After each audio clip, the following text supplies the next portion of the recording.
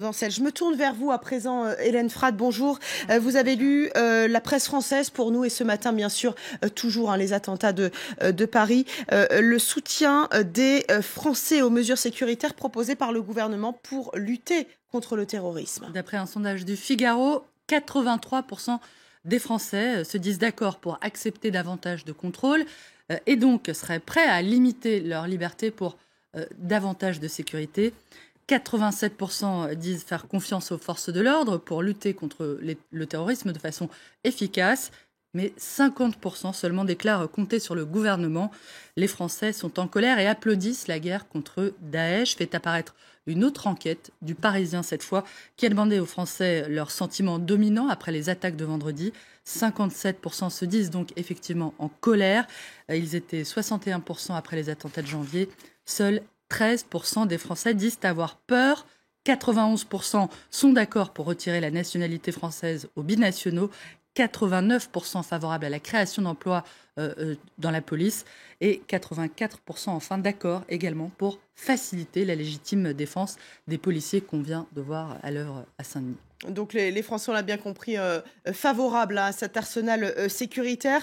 Des Français qui ont aussi leurs idées pour faire face à cette menace terroriste. Comment agir au quotidien, se défendre et défendre la société. Le Parisien a posé la question à 50 Français. Une maman demande des portiques devant chaque école. Un passionné d'arts martiaux recommande d'apprendre à se battre. Un inspecteur de sécurité de Paris propose de réactiver les sirènes d'urgence. Un étudiant de généraliser la formation au premier secours. D'autres encore aimeraient que les jeunes se voient proposer plus d'emplois, davantage d'éducation civique ou qu'on apprenne aux enfants à mieux débattre. Ce ne sont pas les idées qui manquent, on l'entend, mais le nerf de la guerre, c'est l'argent. S'agissant des victimes des attentats tout d'abord, le secrétaire général de la Fédération nationale des victimes d'attentats affirme ce matin dans Le Parisien que les blessés et les familles des personnes qui sont décédées seront indemnisés, ainsi que les établissements qui ont été touchés.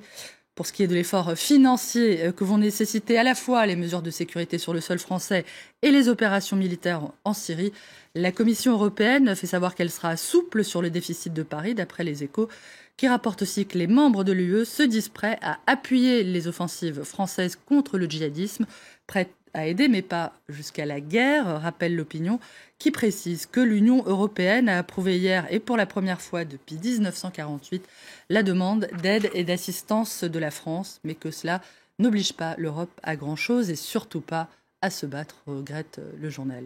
La France et l'Europe qui ont découvert avec stupeur l'ampleur du phénomène djihadiste en Belgique, où ont vécu d'ailleurs une partie des terroristes responsables des attaques de vendredi, et cet Abdelhamid Abaoud dont on parle beaucoup ce matin, puisque ce serait la cible de l'assaut qui est en cours à Saint-Denis. Molenbeek, dans la banlieue de Bruxelles, est une fabrique de djihadistes, d'après l'opinion, qui a enquêté dans cet ancien bourg ouvrier de la capitale belge, tout comme le Figaro qui propose une plongée au cœur du Molenbeekistan, un lieu où le climat aurait favorisé le séjour de figures charismatiques du djihad, comme à Londres il y a une quinzaine d'années, au point que d'après un sociologue interrogé par Le Parisien, le salafisme, cette vision extrêmement rigoriste de l'islam, serait devenu le substrat religieux de la jeunesse musulmane belge, je le cite. Mais encore, Molenbeek, 94 000 habitants, 50% de musulmans et un taux de chômage qui frise les 70%.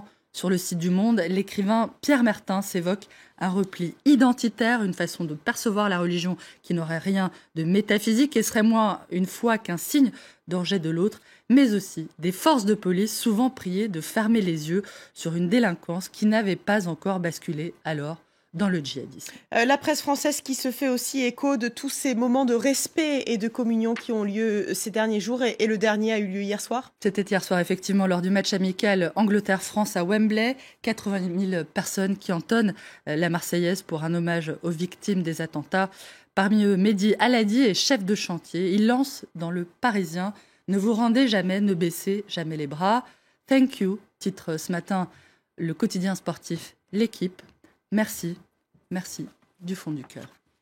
Merci beaucoup Hélène Frade, et je vous rappelle